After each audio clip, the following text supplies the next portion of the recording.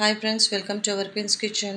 வாங்க வீடியோக்குள்ளே என்ன பார்க்க போகிறோன்னா, இப்போ வேர்க்கடலை சட்னி அரைக்க போகிறோம். எதுக்குன்னா, நம்ம கேழ்வரகு தோசைக்காக இந்த சட்னி செய்ய போகிறோம். இப்போ 100 கிராம் வேர்க்கடலை எடுத்து ஒரு பெரிய சைஸ் வெங்காயம், 3 காஞ்ச மிளகா, அதுக்கு தேவையான அளவு கொஞ்சமாக புளி, கருவேப்பிலை, ஒரு 4-5 பல்லு போட்டு தான் இப்போ தவாவை ப்ரீ ஹீட் பண்ணிவிட்டு அந்த சூடுலேயே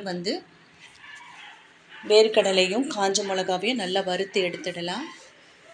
சிம்மில் வச்சு வருங்க. அந்த பச்சை ஸ்மெல் போகணும். ஏன்னா வேர்க்கடலை ஒரு சிலருக்கு ஒத்துக்காது. பித்தம் ஜாஸ்தி இருக்கிறவங்களுக்கு மயக்கம் வரா மாதிரி இருக்கும். அதனால தான் நம்ம புளி போட்டு அரைக்கிறோம். கருவேப்பிலையும் சேர்த்து நல்லா வறுத்துட்டு எடுத்து வச்சிடலாம். அது ஒரு பக்கம் ஆறிட்டு இருக்கட்டும். அதுக்கப்புறம் தவாவில் கொஞ்சம் எண்ணெயை சேர்த்து கட் பண்ணி வச்ச வெங்காயத்தை உதுத்து போட்டு அப்புறம் 4-5 பல்லு பூண்டையும் சேர்த்து நல்லா ஒரு பாதி வேகிற மாதிரி வேக வச்சு எடுத்து அதையும் ஆற வச்சு மொத்தமாக மிக்ஸி பவுலில் போட்டு நைஸாக அரைச்சிடலாம். தேவையான அளவு உப்பு, நான் இந்து உப்பு தான் சேர்த்துருக்கேன், சேர்த்து அரைச்சி வச்சுருக்கேன். இந்த சட்னி அவ்வளோ டேஸ்ட்டாக இருக்குங்க. அதுவும் ராகி தோசைக்கு அவ்வளோ அற்புதமாக இருக்கும். அது பாருங்கள், இந்து உப்பு சேர்த்து ஆற வச்சு மிக்ஸி பவுலில் போட்டு அரைச்சி எடுத்தாச்சு.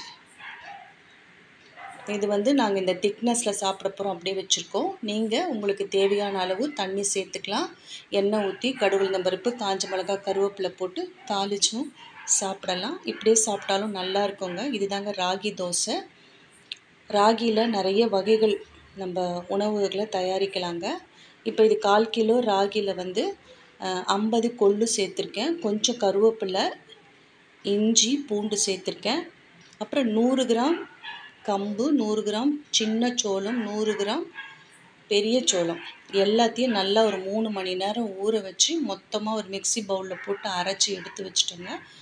இது நம்ம அரிசி தோசை மாதிரி நைட்டெல்லாம் புளிக்கணுங்கிறதில்ல, உடனே சுட்டு சாப்பிடலாம். இது தேங்காய் எண்ணெய், நல்லெண்ணெய், நெய் விட்டு கூட நல்லா சாப்பிடலாங்க. டேஸ்ட்டாக இருக்கும். இந்த ராகி தோசைக்கு இட்லி பொடியும் வச்சு சாப்பிடலாம்.